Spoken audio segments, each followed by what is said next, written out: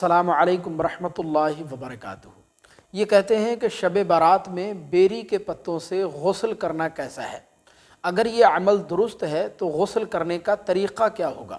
یعنی شب برات میں ہمیں بیری کے پتوں سے کیسے غسل کرنا چاہیے وہ طریقہ بھی بیان کر دیں۔ بسم اللہ الرحمن الرحیم۔ تو دیکھیں، یہ بات اچھی طرح ذہن نشین کر لیں کہ جب بھی شب برات آتی ہے تو یہ سوال بہت سارے احباب کے من میں ہوتا ہے کہ بیری کے پتوں سے غسل کرنا درست ہے یا نہیں۔ تو یہ بات اچھی طرح سمجھ لیں کہ بیری کے پتوں سے غسل کرنا بلا شبہ جائز ہے، ایک جائز عمل ہے، اس کے کرنے میں کوئی حرج کی بات نہیں ہے۔ آپ بیری کے پتوں سے بلا شبہ غسل کر سکتے ہیں، بلکہ شب برات میں بیری کے پتوں سے غسل کرنا بہت ساری آفتوں سے، مصیبتوں سے اور جادو کے اثر سے بلکہ انسان کی حفاظت ہو جاتی ہے۔ ایک کتاب ہے منیر الایمان فی فضائل شعبان، اس میں تحریر فرمایا گیا کہ شب برات میں انسان کو سرما لگانا چاہیے اور بیری کے پتوں سے غسل کرنا چاہیے۔ حضرت علامہ مفتی احمد یار خان نعیمی علیہ الرحمہ نے بھی تحریر فرمایا کہ جو انسان شب برات میں بیری کے پتوں سے غسل کرتا ہے تو وہ سارا سال یعنی پورے سال جادو کے اثر سے محفوظ ہو جاتا ہے، پورے سال کے لیے اس کی جادو کے اثر سے حفاظت ہو جاتی ہے۔ اور اس پر ہمارے بہت سارے بزرگوں کا عمل رہا ہے، جیسے سیدی سرکار اعلیٰ حضرت کا، حضور مفتی اعظم ہند کا، اور بھی ہمارے بہت سارے بزرگوں کا کہ وہ شب برات میں اس پر عمل کیا کرتے تھے۔ اب یہ غسل آپ کو کیسے کرنا ہے بیری کے پتوں سے شب برات میں، تو یہ دھیان سے سن لیں۔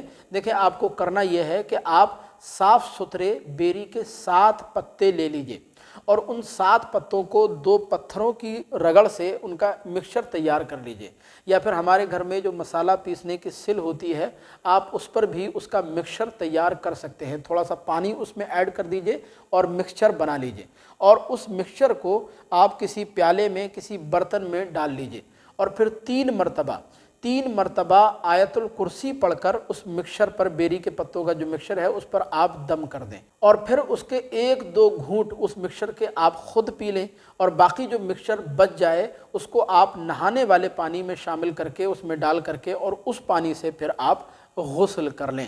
شب برات میں جو انسان اس پر عمل کرتا ہے، یعنی ایسا کرتا ہے، تو وہ سارا سال، حضرت مفتی احمد یار خان نعیمی فرماتے ہیں، سارا سال جادو کے اثر سے اس کی حفاظت ہو جاتی ہے، میاں بیوی کے درمیان کی کشیدگی دور ہو جاتی ہے، میاں بیوی کے درمیان کی دوری ختم ہو جاتی ہے، میاں بیوی کے درمیان میں آپس میں ایک دوسرے کے لیے محبت پیدا ہو جاتی ہے۔